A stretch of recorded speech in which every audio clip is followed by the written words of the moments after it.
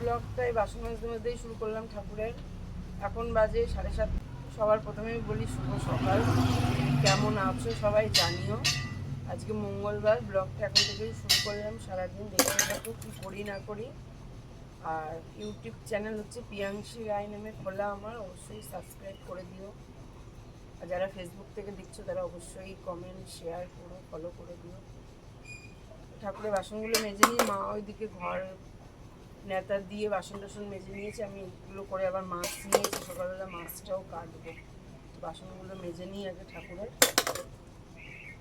আমাদের এইখানে জলে প্রচণ্ড আয়রন, শাঁখা টাকা লাল হয়ে যায়। যে সেদিন শাঁখা পরে আসলাম, 2 দিনের মধ্যেই গেছে। আসলে শাঁখাটাই ঠিকঠাক ছিল না। আজকে দেখি যাবো আবার দোকানে গিয়ে বলতে হবে, দেবে না তাও বলে আসবো। আর একটা পরে আসতে হবে, কারণ কাল বাদে পরশু তো মানুষ জন্মদিন।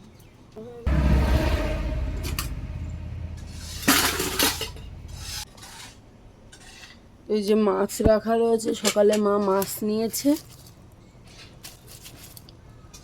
মাছটা বড়ই আছে, তো মাছটা কেটে নেবো।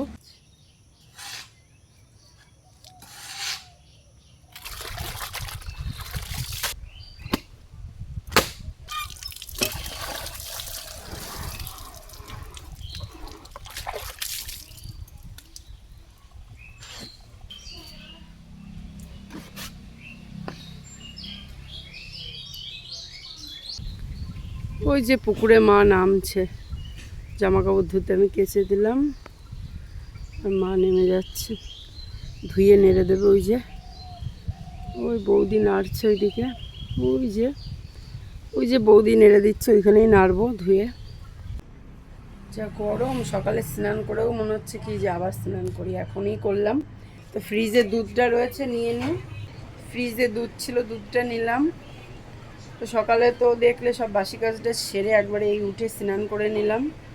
আবার বেলার দিকেও করতে হবে, কাঁচা ধোয়া করে আসলাম, ভিজে গেছে, ওই জন্য গায়ে জল ঢেলে নিলাম।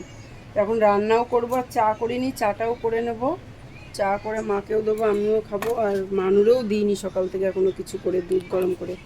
তো যাই আগে চাটা করে ওদেরকে একটু দুধ গরম করে দিই, আর রান্নাটাও করে নেব। বাজারে গেছিলো, এই যে তালের শাঁসগুলো এনেছে, দেখানো হয়নি। তালের শাঁসগুলো বেশ কচি কচি আছে। এখানে দাম কম, আমাদের নিউ বারাকপুরে দাম প্রচণ্ড বেশি। আর ওই বাজারে গেছিলো ওই সিমেন্ট বালি খোয়ার জন্য, নিয়ে এসছে। কলতলাটা বললাম ঠিক হবে, পাকা করবো। তো কল বসিয়ে গেছে, কল থেকে তো জল উঠছেই না, কি সমস্যা। এখন আবার হয়তো বিকালে মিস্ত্রি আসতে পারে, বিকালে আবার ওই কলতলাটা পাকা করতেও আসবে, মেজো করতে। নাহলে ওখানে যাওয়ার উপায় নেই, পড়ে যাওয়ার মতন অবস্থা। তো সেই তো রান্না বান্না করে তারপরে খাওয়া দাওয়ার করিনি, গরম লাগছিল। মামাদের বাড়ির দিকে গিয়ে তো বসেছিলাম, এত গরম। তারপর মা, মানু, মেয়ে ওরা খেয়ে নিয়েছিল। আর এখন এই প্রায় 5টা বেজে গেছে। তো মানুকে আবার পড়াতে এসেছিল 3টে সাড়ে 3টের সময়, পড়িয়ে গেল, আর এক জায়গায় পড়তে যাবে আবার। মানে ওটাও বাড়িতে এসে পড়াতোই দিদিমণি, কিন্তু কথা শোনে না বলে দিয়ে আসি। আগের দিন বলছিলাম দিয়ে আসবো। এই যে পড়িয়ে গেছে, এখন 5:30 বাজলে আবার দিয়ে আসবো। আর আমি ওই এখন খেয়ে উঠলাম, আর অনেকটা সময় কেটে গেছে, তোমাদের সামনে আর আসা হয়নি, যা গরম। তাড়াতাড়ি রান্না করে চলে গেছিলাম ওই মাঠের দিকে, পুকুর পাড়ে প্রচণ্ড হাওয়া।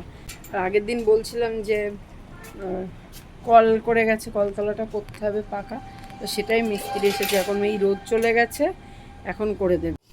তো এই যে মানুকে এই ঘরটা ঝাঁট দিয়েই দিয়ে আসবো। স্নানটা একবার আর একটু লেট করেই করব। লেট করে যখন করলাম, সকালে তো একবার করেছি। তো এক হাত দিয়ে ফোন ধরা আর এক হাত দিয়ে কাজ করা, কিছু করার নেই। কারণ আমি নিজেই ফোন একা একা ধরি, রেখে ওইভাবেই করি। ঠিকঠাক হয় কি না বুঝিও না, একটু মানিয়ে নিও তোমরা। বা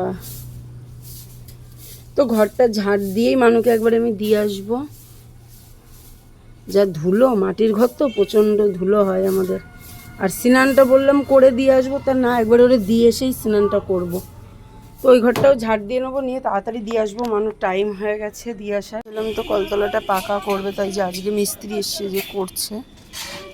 ওই যে মাল মাখাচ্ছে,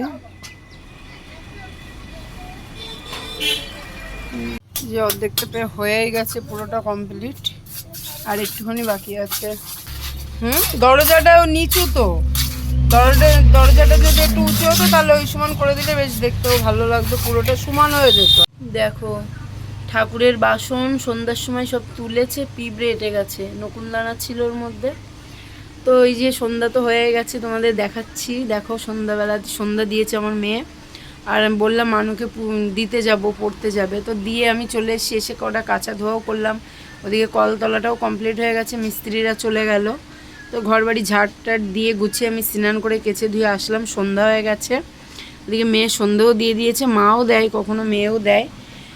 তো ব্লগটা আজকে এই অবধিই রাখছি, শেষ করে দিচ্ছি। কেমন লাগলো অবশ্যই কমেন্টে জানিও, ভালো লাগলো কি খারাপ লাগলো, ঠিক হচ্ছে কি না হচ্ছে অবশ্যই কমেন্টে জানিও। আর যারা যারা সাবস্ক্রাইব করোনি অবশ্যই করে দিও।